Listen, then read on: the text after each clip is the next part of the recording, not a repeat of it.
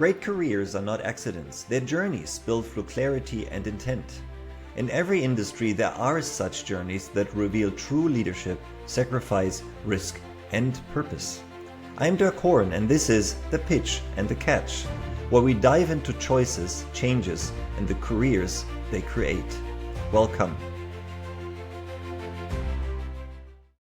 Today we're joined by Emir Avdić, who is currently the President and CEO of Sebright Products. Sebright is a leader in waste and recycling technology that's turning what most people throw away into new streams of value. Under Emir's direction, Sebright has become a 100% employee-owned company and a pioneer in integrating AI, robotics, and predictive maintenance into industrial sustainability. However, Emir's story goes beyond machinery and balance sheets. It's about how determination and performance intersect and how a leader can grow fast enough to stay ahead of change without losing sight of the people who make the change possible. In this episode, we'll explore what it takes to lead transformation when both your company and your customers are reinventing themselves at the same time, and what true leadership looks like when innovation is built from the ground up. Emir, welcome to The Pitch and the Catch. It is great to have you on the show today. Thank you, Dirk. It's a pleasure to be here. I'm looking forward to it. Oh, me too. Thank you very much. Emir, there's lots of ground to cover for us. I'd love to start with Sebright first, of course. Like, what does the company do? What is the secret of success, including your lean efforts? And then during the course of the conversation, I'd like to morph more towards you, your decisions, and understand those decisions and choices that drew you personally into this space. Shall we get started with Sebright? Let's do it. Wonderful. Up to you. What does Sebright do, and what's the amazing story that's behind the company? First of all, I really appreciate you pronouncing my last name properly. So thank you for doing that. Maybe the European heritage helps, I guess. Yes, it really does. I really appreciate it. So if I had to wrap Sebright up in few sentences, like you make a great introduction. We've been in business for 43 years. We are an OEM manufacturer of trash and recycling equipment. Over the years, we obviously have developed into 12 different product lines, starting with compactors and getting into more complicated equipment. But the drive has really been done from a customer side, having certain problems that they needed solutions to. And then we came up with those solutions, our team did, and that really drove the company to a whole new level. So through I always like to say our culture is like a mix of technical mastery, emotional intelligence, shared ownership, and human connection, right? Especially for 2026.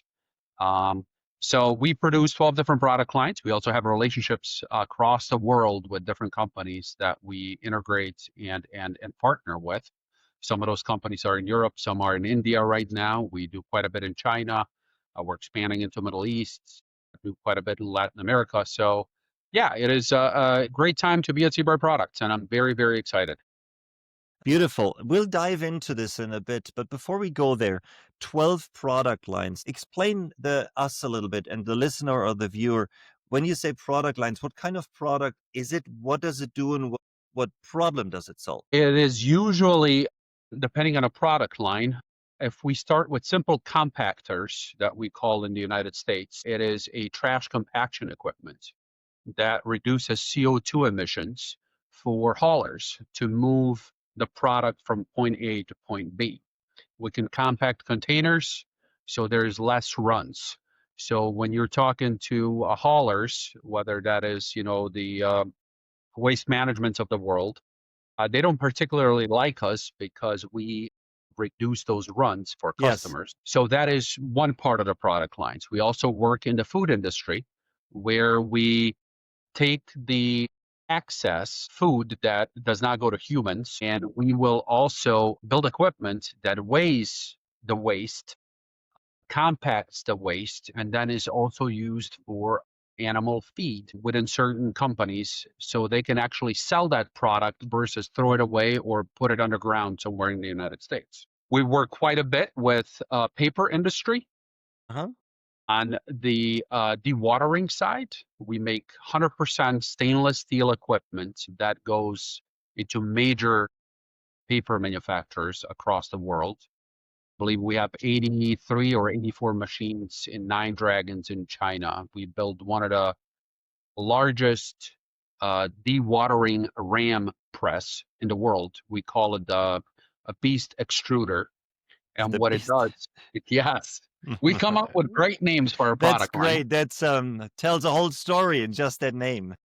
It really does. We work with large bottling plants, a few of which you buy their products all the time, Pepsi, Coca-Cola, Tetra Pak, on providing products to them that perforate, dewater, and bale plastic bottles and aluminum cans so they can be recycled.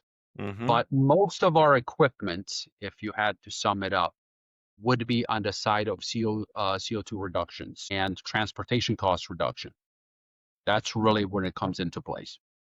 Okay, understood. So the core technology, so because the first part of your equation was technical mastery.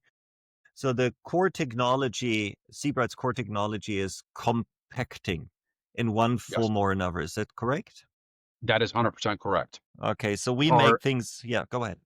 across the board, we are there to take a large footprint of a certain product and make it into a small, tiny footprint.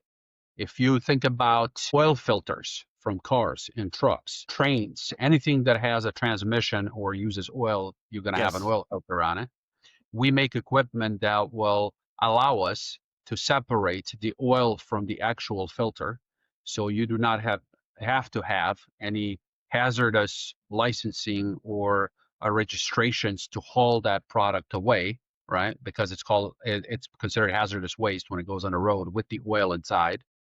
So what we do is we literally will compact those oil filters into small blocks that you can barely pick up, and it's 1 square foot, and separate the oil from it. We do the same thing with swerves from CNC machines. We Yes. recoup the oils. We recoup the fluids because they are very expensive. Wow. So that's a technical mastery. In that space, let's stay there for a moment. Who buys your product? And before you answer the question, we all want to reduce the CO2 footprint. We all want to save gas and be more environmental friendly, but typically these decisions are money driven.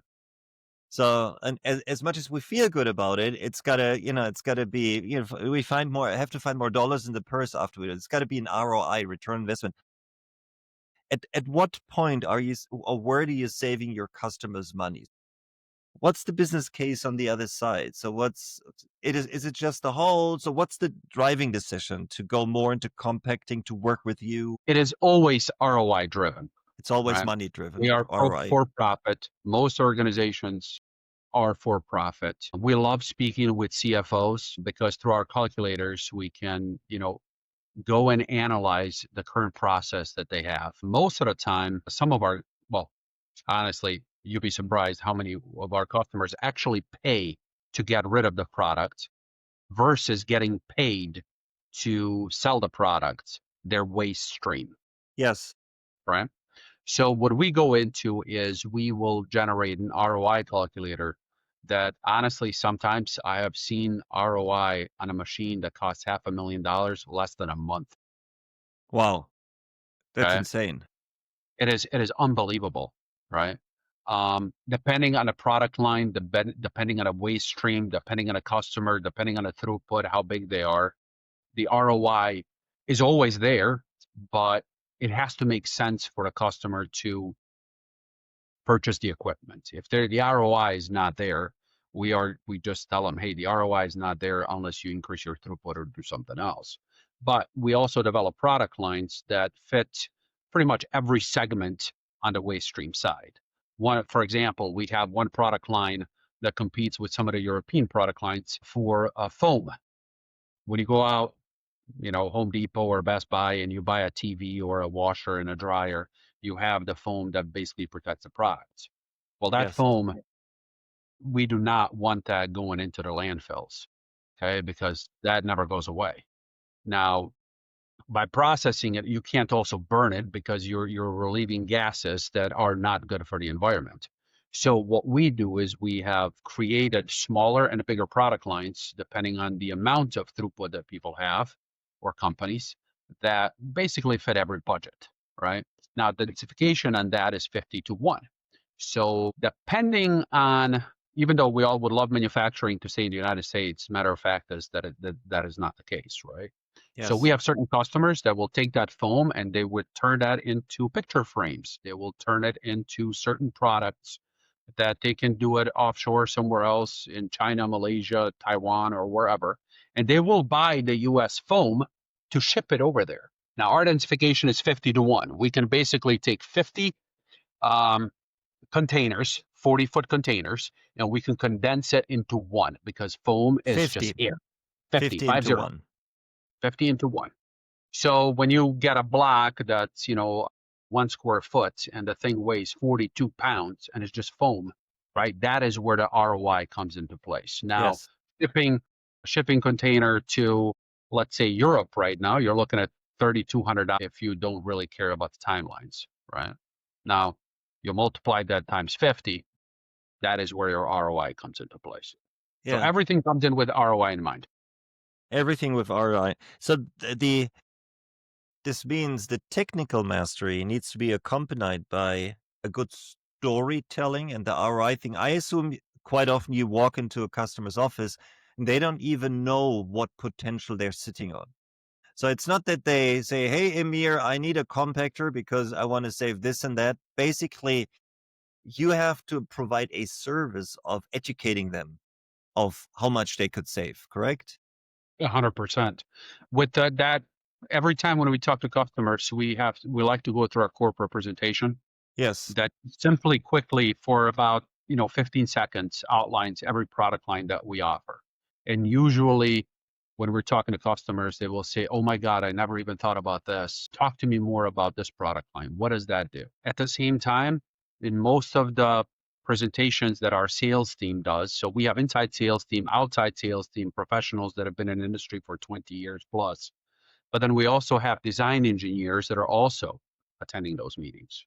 So in case there's an engineering question that comes along, there's always engineer on there as well that can speak intelligently about the process, the throughput, the way we design the equipment, and they can tell them right off the bat, "Hey, this is something we can do or we can't do." That's where that technical mastery comes into place. So from your experience, what percentage of companies do you walk in and you actually discover greater potential than they thought it was there? So where do you say we can even save more money? What's the percentage? I would probably say 75%. 75%. This means if on a very high level, 3 out of 4 companies in the United States, whoever produces waste on a certain scale, I assume. So we're not talking about an office population of 100 people, but we're talking industrial scale. So 3 out of 4 industrial companies in the United States, if they called you, would be able to save money. Yes. Well, we got to get that message out. Like I said, we've been in business for a very, very long time. We have a very, very broad customer base. We are very diversified across different industries. So we have something for everybody. But really, what it comes down to is the educational point and the willingness to care on the customer side. Let's move on to the next, shared ownership. And I remember from our brief, I was very impressed about the company story, how it became 100% employee owned. Tell me a little bit about shared ownership. So ESOP, right, stands for Employee Stock Ownership Plan. It is Yes. similar to 401k. However, the profitability is shared amongst all of the employees. A lot of companies out there that are ESOP. In our industry, I don't know if one that is an actual ESOP company. However, not all of them are 100%. We are 100% an employee-owned company, meaning that all the profits are shared within every employee. There's certain limitations and restrictions on how you pay it out, right? But for us, it was the natural move because we are local to Western Michigan. The company is very, very locally oriented, and we basically hire everybody from the community. So we spend quite a bit of time supporting the community and working with the community, hire from the community. Most of our suppliers are within 110-mile radius of us, right? So it was a natural move to keep the company here and make sure it doesn't actually leave or go somewhere else, that we keep manufacturing in Western Michigan. The ownership, Brent Sebright, Dave Sebright, and Lee Murray, were the original owners who started Sebright Products. They are at retirement age, and they were looking for an exit strategy. Now, the exit strategy could be, a lot of different things. And one He of the reasons, exactly, one of the reasons when I joined about 4 years ago was the intent to how do we create an exit strategy that works for everybody. And ESOP was a natural step forward to make sure Sebright stays around, make sure we take care of the families and the employees that we have, while at the same time providing really a good value to the customers locally. Amazing. I'm going there. In my upcoming book, I actually talk about exciting people for change, and an important part of that is ownership. So there's now talking to you. Of course, there's two aspects of ownership. There's the actual ownership. I earn stock, but there's a behavioral side of ownership. It's like, I do it because I own the process. Do you see a connection between the ESOP and people's behaviors more towards behaving as owners rather than employees? You definitely see that. Depending on how you roll out the whole concept and how you bridge the gap from going from a privately held company to an employee-owned company, you really have to make sure that the culture is there, first of all, and Mm-hmm. that people understand what that truly means to them, not just financially, but also, as a team, how do we grow together, right? So from the aspect of every goal setting that we have going on, it is really done through cross-functional teams to make sure that those are smart goals and they're executable goals, while at the same time making sure that there is still some form of accountability in the organization, that we still have jobs and we're still run it like a normal company, right? There's certain levels of reporting, Yes. but at the same time, everybody can see what that reward is. So what I try to do, knowing fully well that we are going to transition to employee ownership a year before we started doing town hall meetings every 3 months, where I started having a full 100% transparency in how well we do within the organization, from sales all the way down to quality and delivery and customer satisfaction with our employees. So the natural transition was there, and people really bought into it. And they look at it, to your point, Mm-hmm. they look at it now like, hey, we have bonuses, Christmas bonuses, similar to, what they give out in Europe, right? You get 1 month's worth of Yes. salary to 13th month.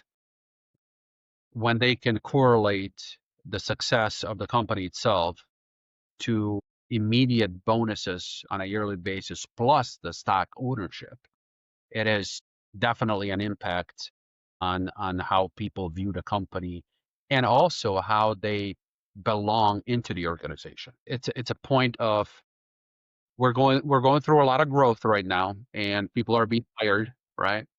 When we bring people in and we say we are an employee-owned company and we explain what that is, our hiring strategy, I mean, it has honestly helped us out a lot I by can just being imagine. that employee-owned. Technical question. When you hire a new person, will they also become an owner, or how does that process work? So there is a vesting schedule similar to 401ks Okay. with ESOPs. So the intent for the ESOP from a government perspective is, if you are an owner of a company and you sell that company, you have capital gains that you have to pay in taxes. There's an incentive for the original owners, something called 1042, where you can defer your taxes or actually not pay them at all if you do it right. But the incentive is that the employees will pay the taxes once they take the money out. Yes. That is from a Yes. government's perspective. From the original owner perspective is, if you sell a company for, I'm just saying, $10 million, right? you're probably going to pay $3 million in taxes. That is the incentive for the owner. You're not going to have to pay that. To the employees is you have shared profitability, but at the same time, we do not pay federal taxes at all as a company. Because of Okay, the ESOP program. because of the ESOP program. So Because the taxes are basically paid by them once they take the money out of the company. exactly. So we don't pay any taxes as a company. So that is the Nasty. benefit to us. I like Specifically this. for us, I mean, we're talking about 1.2, $1.5 million a year in savings that we can then pass on to the employees, Yes. which hopefully with the growth of the company, the stock will rise and it's even going to become more and more and more. Yes. So you just go ahead. Yeah. yeah, so there's a lot of different benefits to everybody, but you truly have to understand what that is. And there's companies out there that we hired that came in and helped us out to roll ESOP out because it is quite the undertaking. I mean, I was the person that was driving it from our end, and it took me about a year to get it done. Yes. And I guess there's the technical aspect of ESOP, but then you've also given us the playbook, which I thought was amazing, how to get people on board. So you started with culture. You mentioned the goal setting through cross-functional teams. So that is the alignment process that everybody's on board. And I think that's continuous. You went over to the town hall meetings before going to ESOP. So this means communication, communication, communication, getting people on board. You mentioned the annual bonuses because that allows people to correlate their work to and company success to their work. And belonging. In a way, Emir, you've given us the key to engaging people in an organization and creating ownership. I was very fortunate enough to have some really, really good professors here in Western Michigan Okay, good. on culture change. Yes. And I have truly embraced it. And I'm a full believer that you have to share your ideas, right? Growth is also shared and not siloed. It is very expensive to hang on to people that are not growing at all. So we have continuous education at Sebright Products where we really try to motivate people.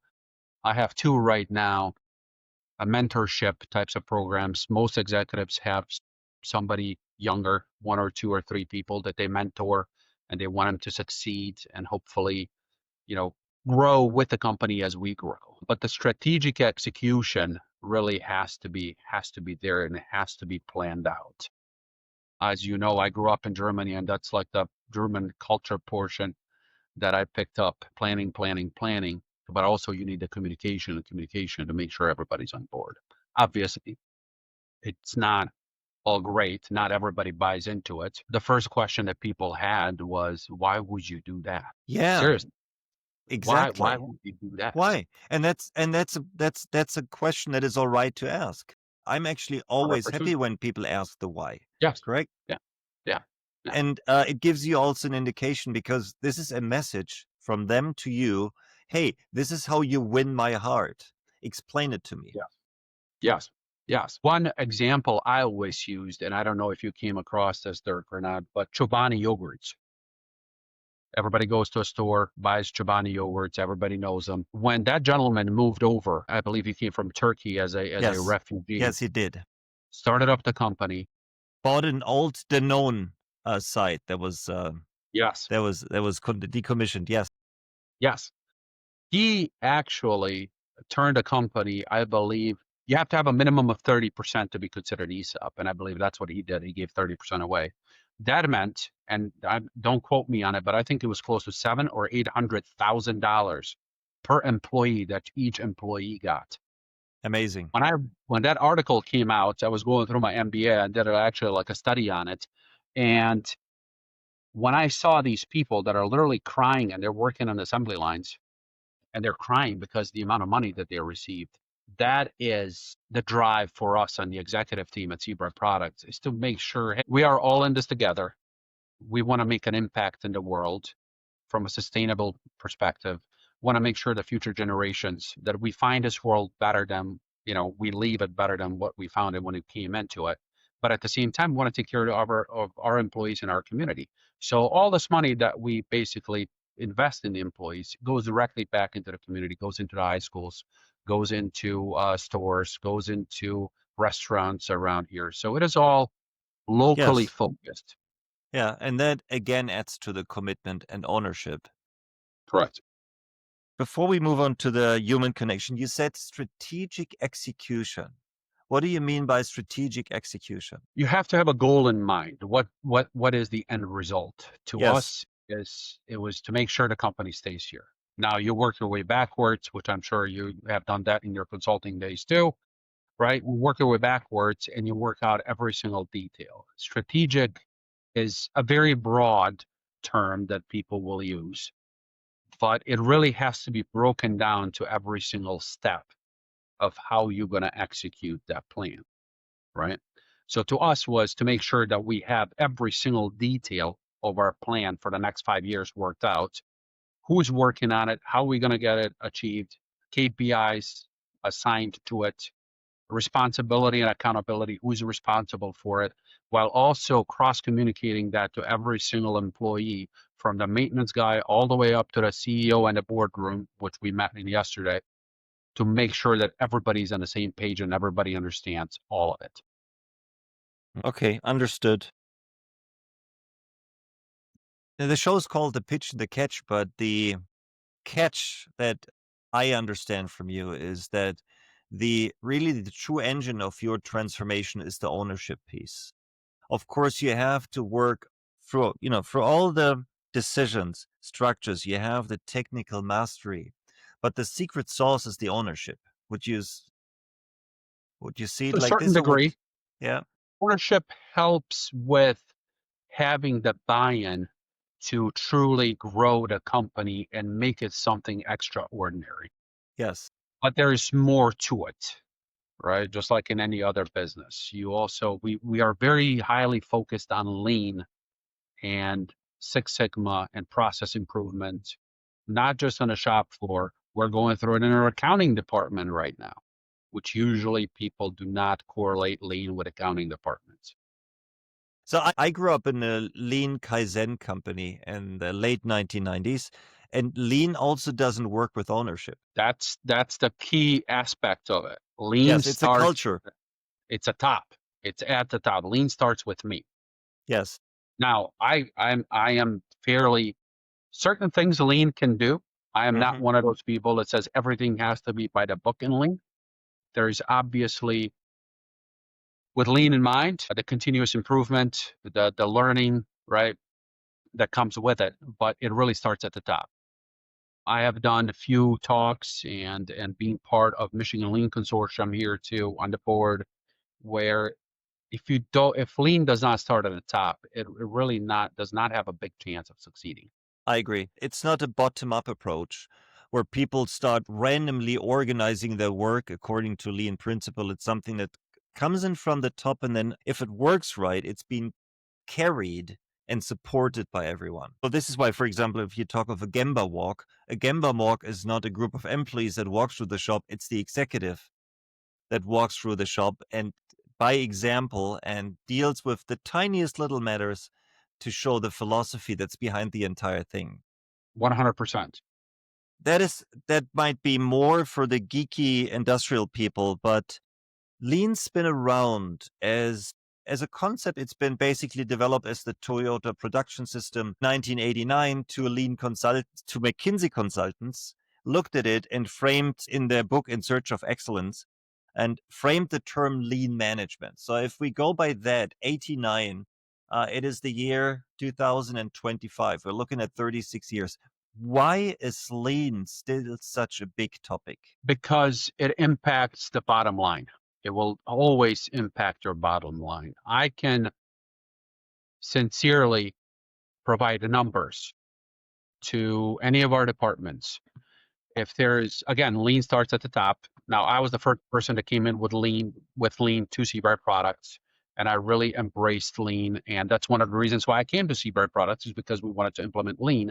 We currently have 6 people that have green belts, and we can correlate each improvement to a minimum of 25% waste reduction, either in labor, materials, or processes.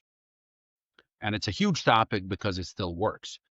Most of our equipment, one thing I'm very excited for in 2026, most of our equipment is steel. Some of our machines weigh 55,000 pounds. Okay. It's all steel. Okay. And we buy a lot of steel. We buy about 2 million pounds of steel per year on average. Obviously, we all know that we do not have a lot of capacity in the United States between US Steel, Nucor, and Cleveland. So we are doing this right now with steel prices. I am very excited for Japanese to come in and actually dabble with lean at US Steel for that specific reason, because they're going to make them more efficient. They're going to have a better output. They're going to be generating more revenue. They can reinvest that money into the company. And I'm hoping at some point in time, the prices of steel are going to come down. Yes. And I have a few clients that actually give, for example, a crane manufacturer and others. They all go through the motions at the moment with steel up and down. You're not alone on this one. Lean. Why is lean always a recent topic? Why is it not something that, and I know why, I just want to have the conversation with you. Why is it not something that we just do, tick the box, next? Why is lean a constant in the life of a manufacturing company? Why is it not like, we've done this, yeah, we've done lean, that's it, next one? The sustained portion of lean is very hard to do, right? Yes. Very, very hard to do. You have to dedicate not just the time of rolling it out, but it is actually harder to maintain it, Yes. right? It is always a topic because people are having a hard time maintaining it, because when they roll it out, that accountability portion is usually missing from the executive and management side to continuously look at that and look at those KPIs. And if something is not working, to go back to the theory of constraints and figure out, why is that not working? So just because you roll it out one time, and this is a great idea that Emir had today, right? If you don't look into it again in 3 months, people are going to stop doing it. It is our nature. This is who we Yes. are as humans. Yes. And why do we stop doing it? Because we all have different personalities. We all don't have that accountability factor. So I am very OCD, that you would call as a personality type. My desk Okay. has always to be Fair enough. clean. So lean to me comes naturally because it Yes. makes sense. When you're talking with somebody who is, for example, I'm going to pick on a department in sales, they're usually not very organized people, but they're go, go, go, go, go. Personality type is not something to go back, reanalyze the data, look at it, readapt and change. So you need somebody who is lean focused to actually oversee that and make sure that people go back and check on it. Yes. Most people look at the CFO perspective. They look at the ROI and they'll say, okay, lean gave us 42% labor savings on this specific product line that Sebright Product built. And I can actually have people do that, which we did. It was 42% in one product line, cutting the labor out. But then if that CFO doesn't go back and actually make sure that manufacturing, so you have to understand both the financial, the manufacturing aspect of it. You have to understand the lean aspect of it in order for it to work. If you drop Yes. one, you're losing at that game. I understand. Yes, because I've been in the lean environment for almost 3 decades. I personally would almost say lean is against human nature.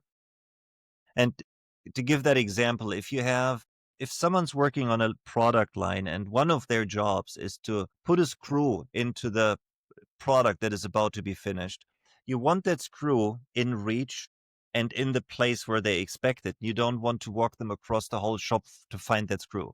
So that is a very simple way of explaining lean, and there's tons more. So this means you need to organize it. You need to make sure there's a place for the screw, and it's a box of screws.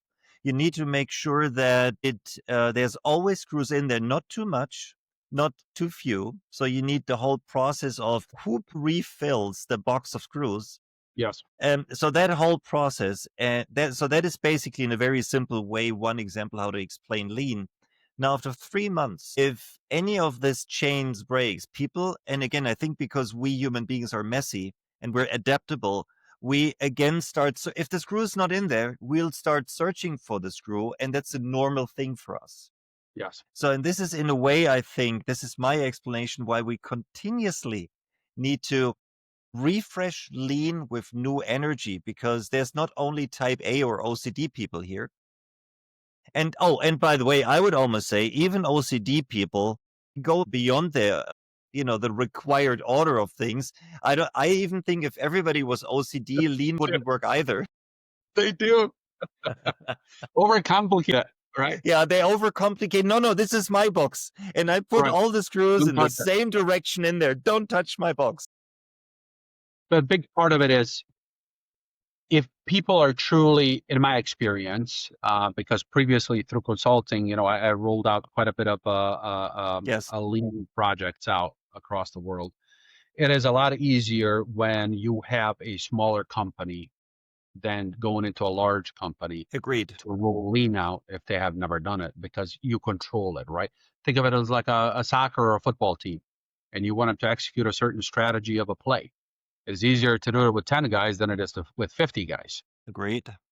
So if you start, and that was really our blessing, is we started it by department and we rolled it out in one area. Then we moved to the next area, and then we dedicated people. So we have one person that oversees lean, and he comes up with ideas. He goes back and makes sure they do it, while at the same time, the standard operating procedures have to be communicated back to those employees. And that is the key, right? That if we hire somebody new, that there's standard operating procedures that can be taught to new employees, instead of me going to John B and, okay, John, you're doing this job, you're going to train the next hire. Yes, to a certain degree that works, but when it comes to lean, it truly has to come from that same person that also taught John on how to do the job. Because in case John is missing something, you don't want that new guy to miss it either. Agree. Yes, little anecdote story. So they were bringing lean to our office environment, which is an interesting task. And I'm one for piles of paper. So this is all my notes from the last couple of meetings. This paper, yeah, see, and but these papers need to be organized. So the lean consultant came in, everybody came with a pile of paper, and we had 1 second to look at each paper and decide if it's going into a certain file or trash. And I can tell you, that was the most stressful hour I had in my career because I wanted them all and I All didn't right. want them organized. But that is where that is so much against my nature. But I do understand where it's coming. So I learned a ton from that. Uh, yeah, let's morph to the last big part of our today's conversation: human connection. I'm following your technical mastery, ownership, human connection, and let's start with you. I'm really curious. What's the one thing you'd wish you'd understand earlier about leadership? That is a very good question. So I am Tricky one. 47 now. Yes. If I wish I truly understood that showing vulnerability Uh-huh. is a positive, not a negative. Because when people see that you are just another human being on the other side and you're not some executive or a CEO or a manager, they will have that human connection to you. And once you have the human connection, it is a lot easier to have people do things that you're asking them to do than just to look at you like their boss and do it out of fear. But you want them to do it out of respect. Or maybe because they agree also to believe in it and say, I follow you, it is the right thing to do. Right. Yeah. So Yeah. so this means out of respect, but also out of conviction. Out of conviction, out of understanding. That's why I talked about our town hall meetings. Yes. They're there for that reason, to showcase, hey, this is our thought process on the executive team. This is the reason why we're doing this. We want you to understand that. And from a human side, this is how I am looking at it. And these are the reasons. I'm a big fan of Five Dysfunctions of a Team. I truly believe everybody on this planet should read that book. And again, I came across it in my mid 30s, probably about 10 years ago. Yes. And I require everybody that joins our company that's dealing with people to read that book. And we have a shared library here where they can read additional books, but not just read it, but actually come back and say, these are my 5 takeaways from this book, and this is how I'm going to implement them, or these are the reasons why I don't agree with some of these things. I'd say, of course, I know the book. I couldn't recall all the 5 things easily. So I just put into Google functions of a team. And I'm like, there it is. So just full disclosure, I'm not that smart that I know everything off by heart. But that would be cool, right? Oh yeah, it's this and that. So absence of trust, fear of conflict, lack of commitment, avoidance of accountability, and inattention to results. And these are the 5 dysfunctions of a team. When the feedback comes back from the people, what's a typical feedback? Because not everyone reads management books or enjoys reading management books. You No. do, that is very apparent, or the two of us do, but what is the feedback? So I'll give you one. We hired a person for outside sales department back in May, and I gave him 2 books to read, and one of them was 5 Dysfunctions of a Team, and I said, read this one first. He's Yes. like, you do understand, I really don't enjoy reading. Good. I was like, you can also get it on Spotify. You can listen to it, but I'm like, give it a few pages. The nice thing about it is that I have certain writers that I prefer because they write books similar to a fiction book. There's always Yes. fiction characters, there's problems, they resolve them, then they, at the end of it, they explain certain things. So storytelling. Storytelling, and this is how this book is written. He came back to me about, I think it was 6 days later, and he said, I read the whole book. Good. I'm like, hold on, you said you don't like reading books. He's like, to be honest with you, I haven't read a book in 10 years. Oh my God. Yeah. But he was like, I could not stop reading this book. And I truly, truly like this book. So some people obviously like it. I think that if you find something that people can relate to and say, this is me in this book, kind of like if you ever watched the sitcom Office, right? Everybody can correlate to somebody and say, okay, this is, Dwight Schrute, or this is Andy, or this is this person. This is how books really need to be written for business as well. You also, when we hire people, we go through personality tests, and we make sure that people we hire really fit within the personality of that department. Yes. Right. So that's Strengths Finder 2.0. We utilize that quite a bit. They utilize those hiring strategies when they bring people in, and so far it really has paid off. Yeah, because if you're using the StrengthsFinder and others, you're hiring for culture. You're Yes. hiring for cultural fit. And that is one of the lessons of the truly visionary companies. They don't hire, in the past, we hired for skill. Oh, you went to this school, you have these technical abilities, you fit into the team. And it seems like, no, I know today is we're hiring someone that we feel like is the right person with about the skill set that we need, because technical skills can be learned. Yes. So I worked for a gentleman who I have the utmost respect for, and he was probably one of the people that has truly shaped my life in a certain direction. He's originally from the United Kingdom. He said there's 3 things in life that you have to remember. To your Well, here we point, go. Let me write those down. he said that there's 3 things. You get hired, to your point, what you just mentioned, Dirk, is you get hired either based on the experience of your previous work experience Hmm. or the college you went to. Yes. You grow within the company because of your work ethic and your hard work. Hmm. And most likely, people are let go because of their attitude. Not necessarily because they're not doing the work. It's the attitude that makes you lose your job or your career or you move on. So those are the 3 things, right? So with that being in mind, the adaptability and willingness to learn is what truly the 2 things is that I normally look for in people when we bring them on board. If you're willing to learn, I believe that anybody truly can learn anything. Yeah. Um, And that's the aspect of it.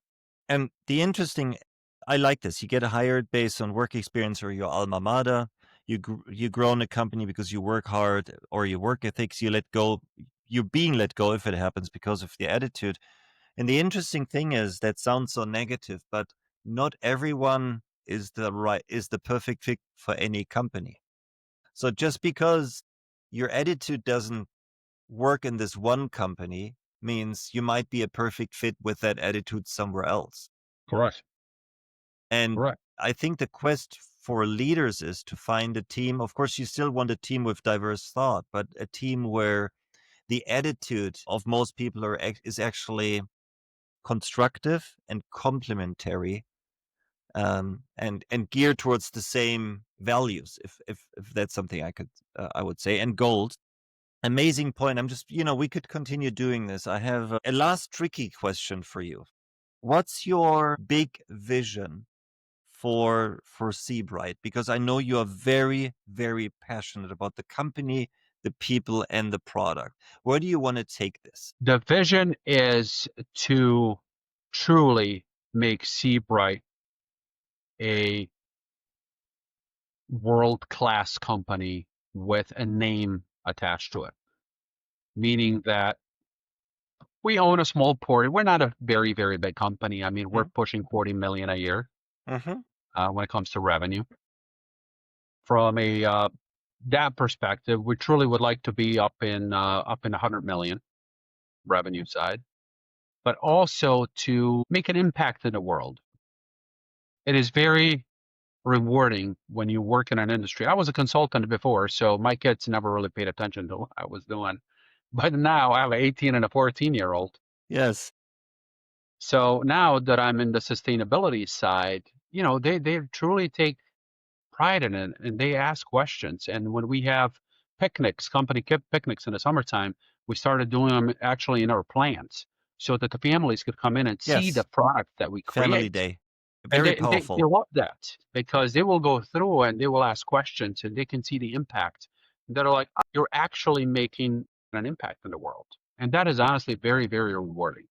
Exciting. Although I do have to say, it's not that I'm disappointed, but the strategy consultant in me is like 3 out of 4 companies are sitting on potential savings that you would bring them, and you only grow by factor 2.5. I think this could, I know I'm just messing with you, but I think it could be more ambitious.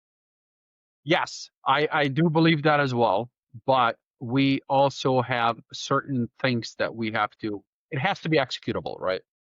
Yes. Now, this is a time frame of 5 years. So that is when you look at the numbers, we just had a board meeting yesterday and they're like, oh, this is a little bit aggressive. I'm like, well, we have certain goals that we set as a board, but then I as a CEO have certain goals as well.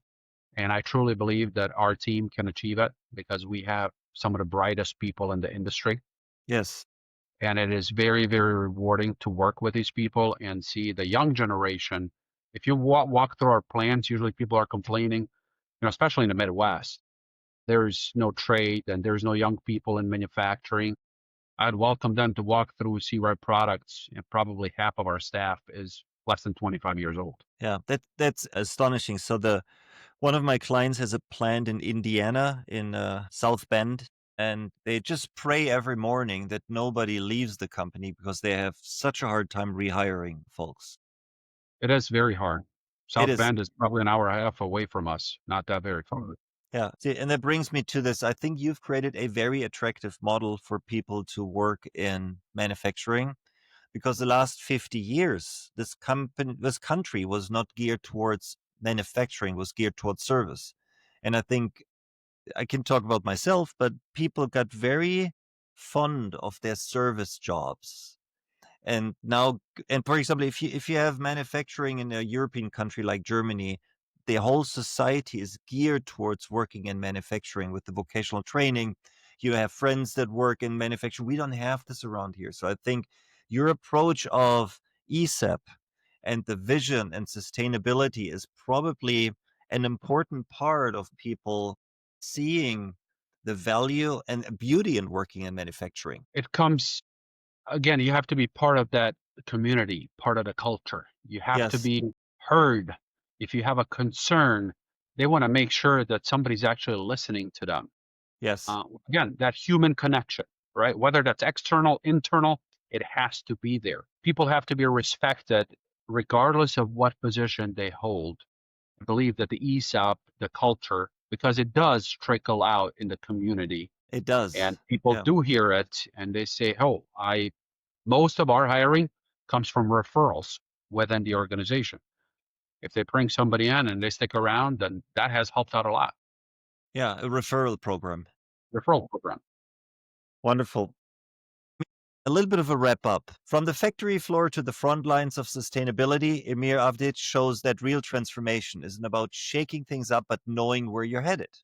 At Sebright, he is proving that employee ownership, advanced technology, and long-term vision can work hand in hand to build an industry, and with that, an environment that's smarter, cleaner, and probably also more resilient. Because transformation starts with ownership, and when people own the outcome, innovation and performance follows. Like most of us, Emir is on LinkedIn. Connect or follow him and become part of his exciting journey, and we'll put a link into the description. Emir, thank you so much. That was an amazing hour with you. Thank you, Dirk. I really enjoyed it.